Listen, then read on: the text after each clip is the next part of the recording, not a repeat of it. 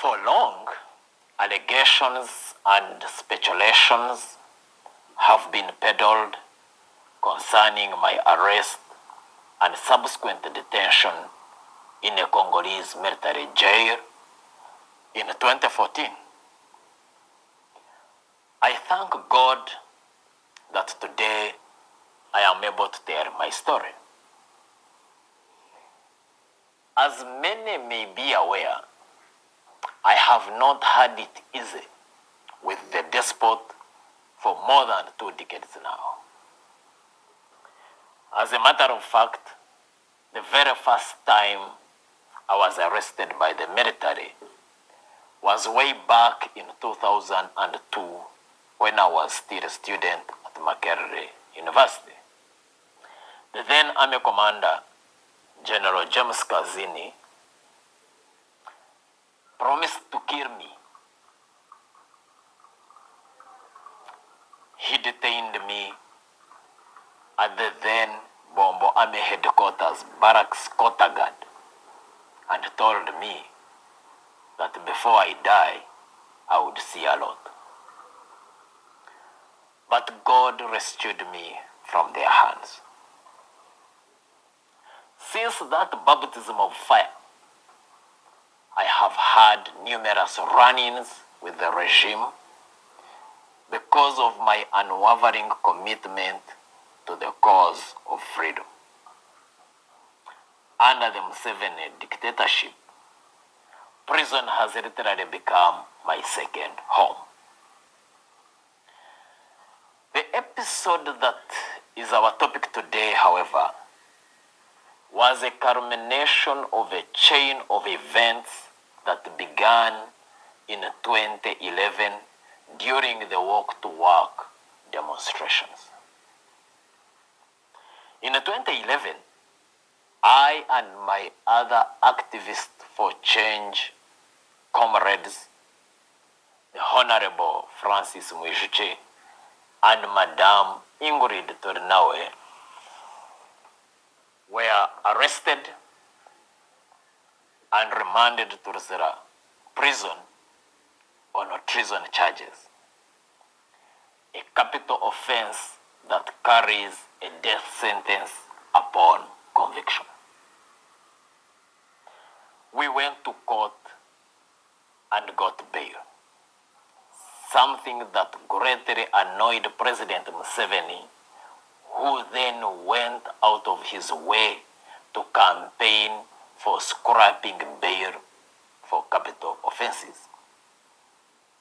It should be understood that his anti-bail stance is never intended for rapists or armed robbers, but for his political opponents, whom he wishes to lock up on trumped-up charges without a possibility of getting bail or an expeditious trial. In 2012, as the country was gearing up for the Golden Jubilee celebrations of our independence, I and other activists, including Honorable Francis, were arrested along Luwum Street in Kampala, transported to Kasese, and charged with robbery.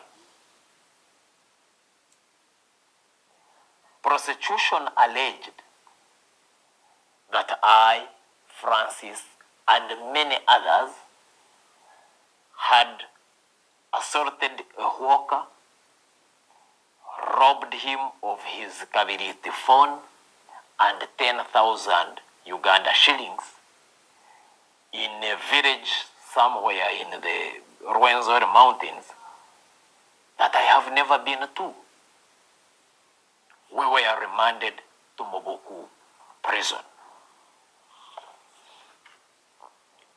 On all the numerous occasions that I have been charged by the regime, prosecution has always failed to prove its case, and the charges have always been dismissed for want of prosecution.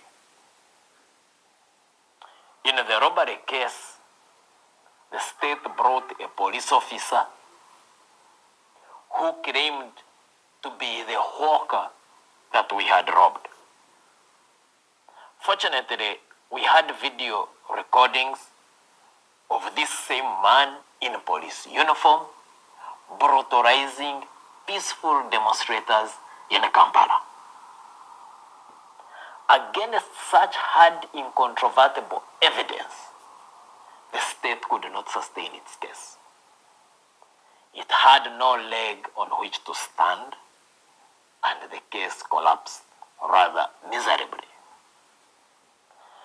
The ruling of this case was delivered in late June 2014. 4 months later, after our victory in the robbery case in Kasese, I received a call from a childhood friend that works with the security services. He asked me in a rather agitated voice whether I was in Rukunjiri, my hometown. I asked him why he wanted to know where I was, and he told me that CMI had dispatched people to arrest me in Rukunjiri. He warned me that this time they were determined to make sure that I disappear because courts were frustrating them. I thanked him for the information and quickly worked out my escape plan. I and other 4 activists from Rukunjiri made off immediately for the Uganda-Congo border of Ishasha. Now, I have had people ask, why Congo of all places? Ishasha is the nearest border to Rukunjiri. It would be utter madness on my part to be alerted of enemies closing in on me, and I ran from Rukunjiri to Yumbe or to the Busia border. The Ishasha border area is a place that I know rather well, that I could even cross it with my eyes closed. So, we made off for the border and managed to cross. When we crossed, using a village path, of course, we went straight to the Congolese immigration office and presented ourselves. The Congolese authorities at Ishasha, instead of receiving us and helping us, they contacted their Ugandan counterparts who quickly crossed over to Congo to interrogate us. The Congolese accused us of illegal entry. Now, I've heard people say, oh, we were arrested in the bush, we were arrested in Ituri, we had gone for PRA. All that is hogwash. We were never found in a bush. We presented ourselves to the authorities, as the law would require of anybody running away. Those who say that we were in Ituri, I think, have a problem with their heads. Because Ituri and Ishasha have absolutely no connection. Ituri is towards the Sudan border, West Nile. Ishasha is in the south. So how they connect the two beats my mind. So anyway, under international refugee law, a fugitive has a right to be protected by the host government, irrespective of what means one used to enter the country. Because how would you expect someone running away for his or her life to use normal legal channels of entering a country? It's simply not possible. Now, among the Ugandan delegation of about 5 people, there was a major whom I presume was the leader of the delegation. They came and started making phone calls and negotiating on whether to return us back to Uganda or to leave us in Congo. After their consultations and haggling, I think orders came from above that we should be detained in Congo. We were marched off to a nearby military detach in Nyamirima, where we spent about 3 days in a very dark and dutch. Then we were transferred to Ruchuru, where we spent the night, and then taken on to Goma. In Goma, I was separated from my other colleagues and taken to Beni, which was and still is an active war zone. There I was interrogated by CMI operatives who first claimed that I was ADF. Then they said I was PRA. Then they said I don't know, I was God knows what. But the Congolese maintained that their issue with me was one of illegal entry. Now, for that very flimsy and illegal charge, if I may say so, I was transported from Beni to Kinshasa in a very old Antonov military cargo plane. My hands tied behind my back with a sisal rope, and taken almost 2,000 kilometers to Kinshasa. The rickety Antonov military cargo plane that transported us had no seats inside, save for a few boxes on which our military police guards sat. We were about 30 prisoners in all. Many of us had our hands tied behind our backs, and we were made to lie facing skyward, with our heads resting on sacks of beans and maize.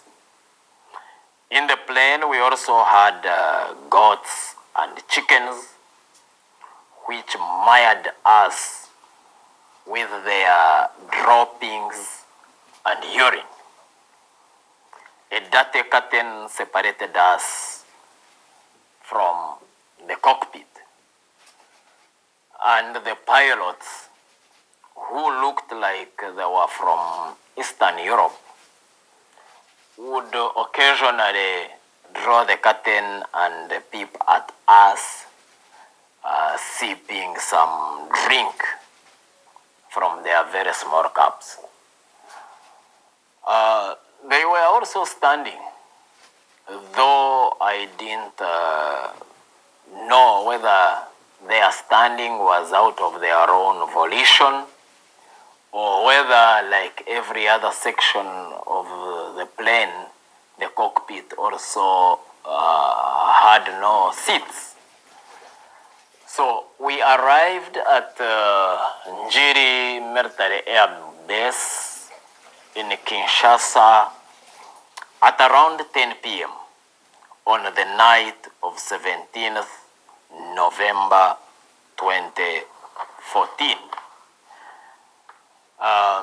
I and the other prisoners many of whom had been rounded up in and around Beni on allegations of belonging to ADF, were loaded on a military truck and taken to Ndolo military prison, a place that would become my home for the next 8 years.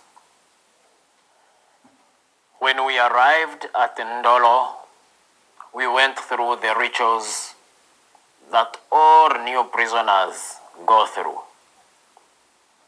I was surprised that those rituals were not different from what happens in Uganda.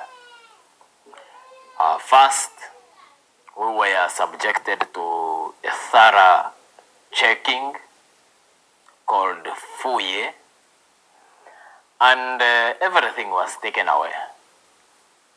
In my case, I had no belongings except a toothbrush and a toothpaste that had been given to us by the Red Cross in Beni. Secondly, the prison warders ran us through the do's and don'ts of prison. To me, they were as good as playing a harp to a tree, because they spoke Lingala, and the only Lingala I knew was greetings, because in Beni they were using Kiswahili.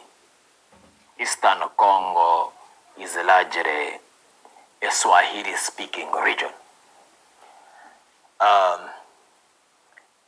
After the briefing, we were then taken for the ceremonial shower, which is a 1 minute or 2 minute splash in water, and it is said that it washes away the spirits of the world that we were leaving behind and initiating us into the prison world. After that bathing, if I may call it that, we were led to our respective wards called chambre. And in the chambre that I was taken to, I found quite a number of Ugandans. And I was later to find out actually that the Ugandan community in Ndolo was about 50 people. The following morning, I was called out and taken to Demiape. Demiape is the Congolese equivalent of CMI. When we got to Demiape, I was taken to the director's office, a short, stout general called Delfe Kahimbi. I still had my clothes, my goat urine soaked shirt, and so I carried my stench to his very decorous office. He looked at me with very scornful eyes and never asked me anything,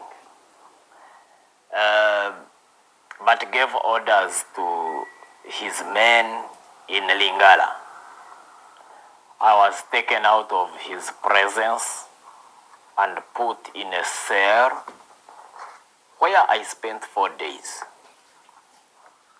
And in that cell, I found some other prisoners, some of whom, though they were not Ugandans, spoke my language, Runyankore, and they knew Uganda rather well. Some of them had been part of the Bush War that brought Museveni to power. After that, they had taken part in the war that brought Kagame to power in Rwanda. And after the Rwanda war, they also participated in the war that overthrew Mobutu. And after that, they had also participated in a war against Joseph Kabila. Laurent Desire Kabila, the RCD, and had also taken part in M23. So they were well versed with the country and they welcomed me. And I had someone to talk to in my native language. After 4 days, I was taken back to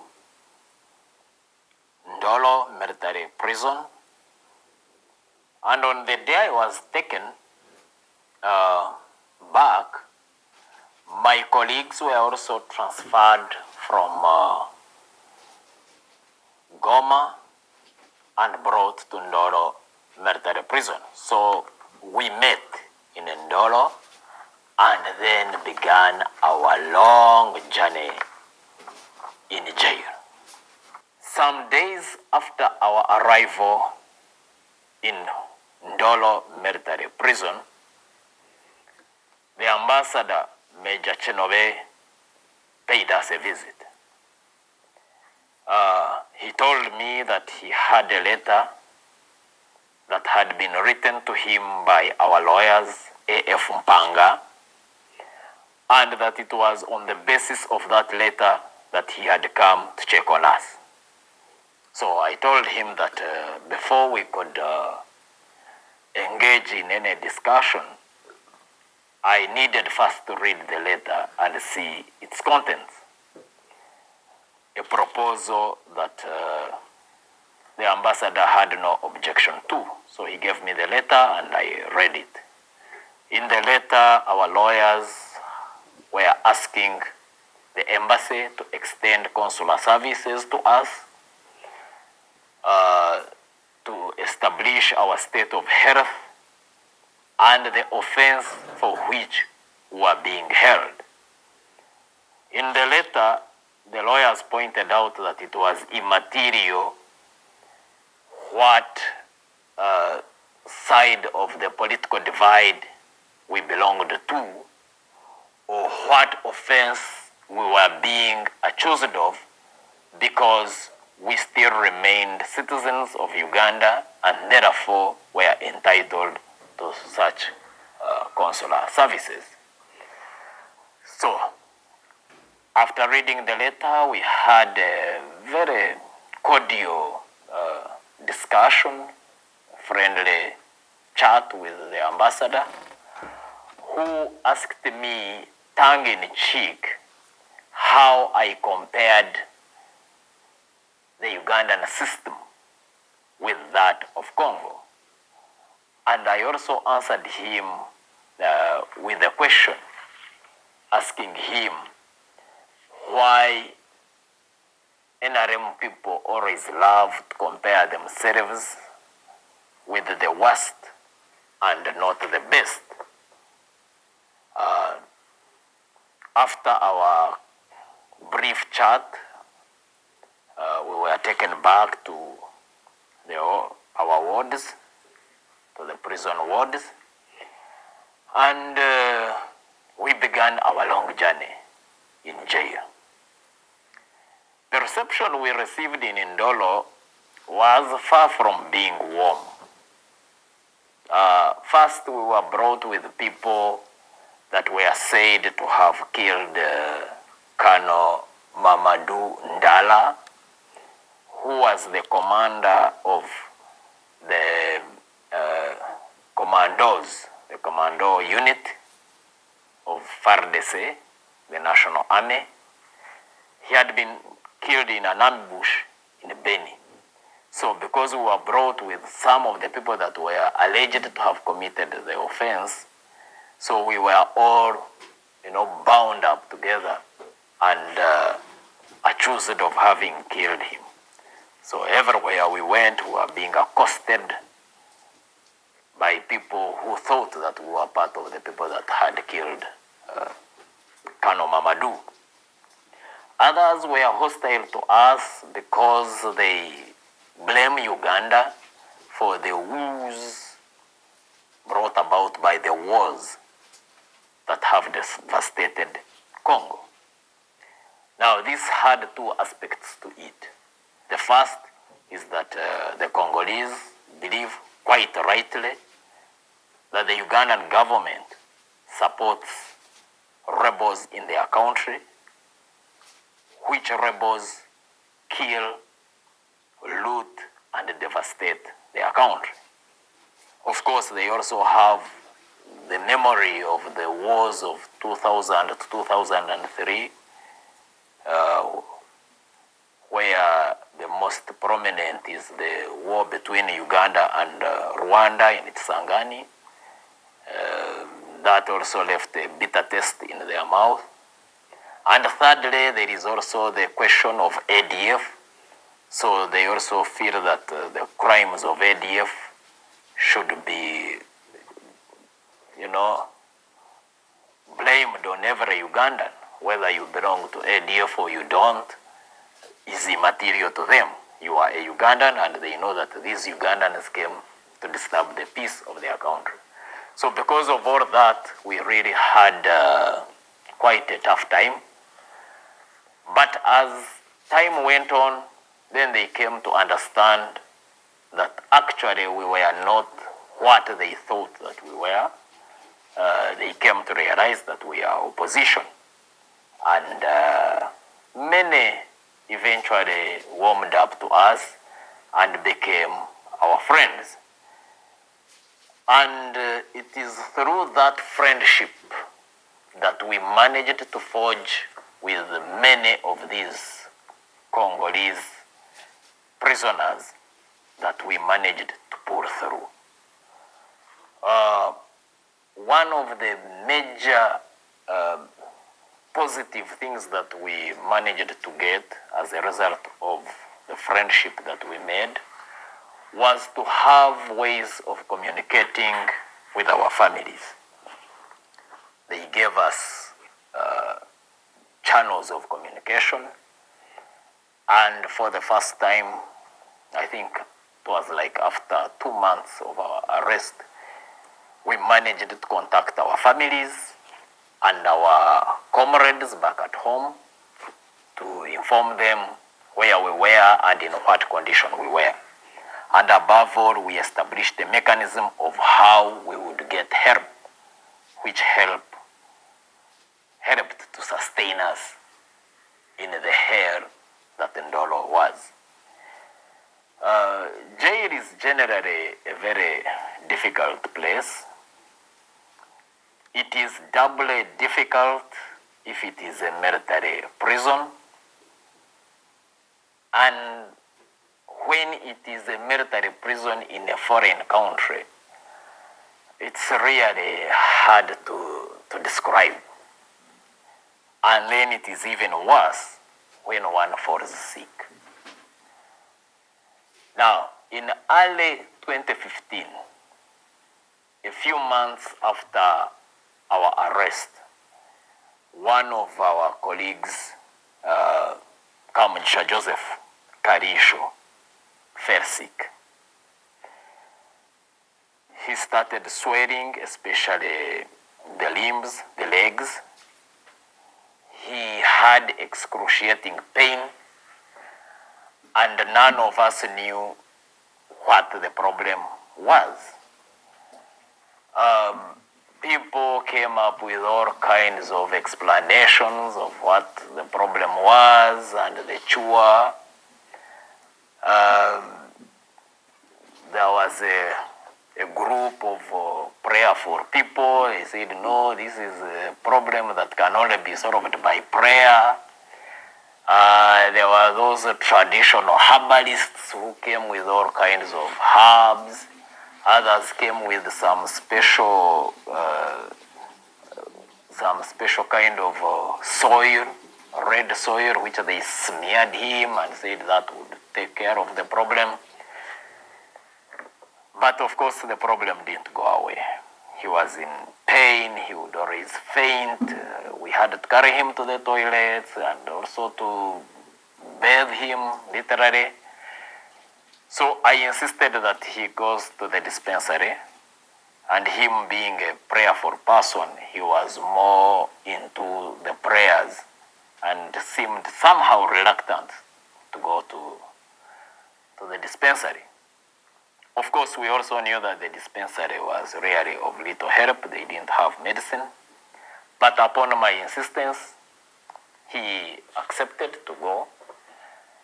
And when he went to the dispensary, like we knew, they did their tests. And they also actually didn't help us much because they didn't tell us exactly what the problem was.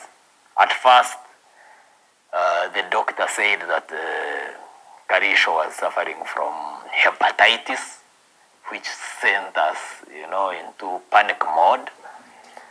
Later, he said he had a heart problem. And then finally, he told us that we get $100 so that he could get him blood. 2 liters of blood, 2 pints of blood.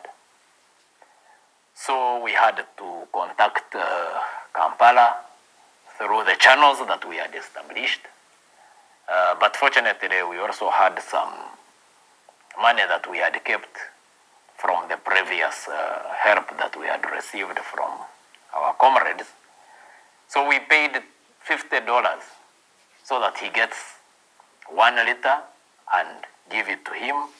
And then when the other amount comes, then we would clear. So the man got the money, he got $50 and just kept quiet. So there was a colonel, he was also a prisoner, a colonel of the National Army in Congo, who had become our friend, our close friend. So he walked up to this doctor and told him, in no uncertain terms, that if anything happened to Joseph, then he would really have to take responsibility, because he had taken money from us, which was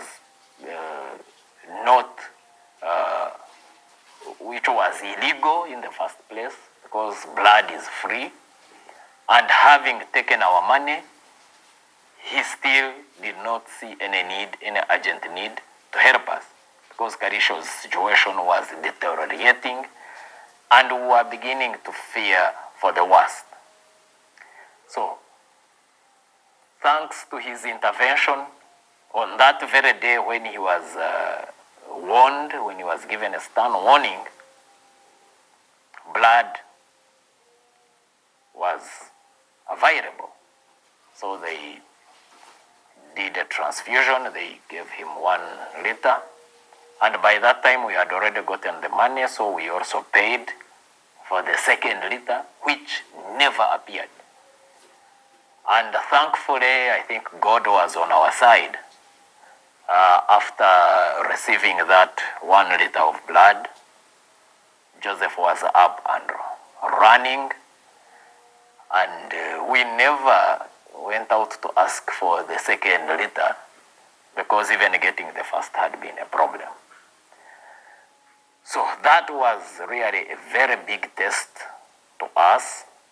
It was very tough, but God really came in to help us. And fortunately, since that time, none of us fell sick again with any serious illness. Yeah, we would get malaria and those other minor illnesses that we managed to get over, until when I got coronavirus, COVID, that almost put me out of action.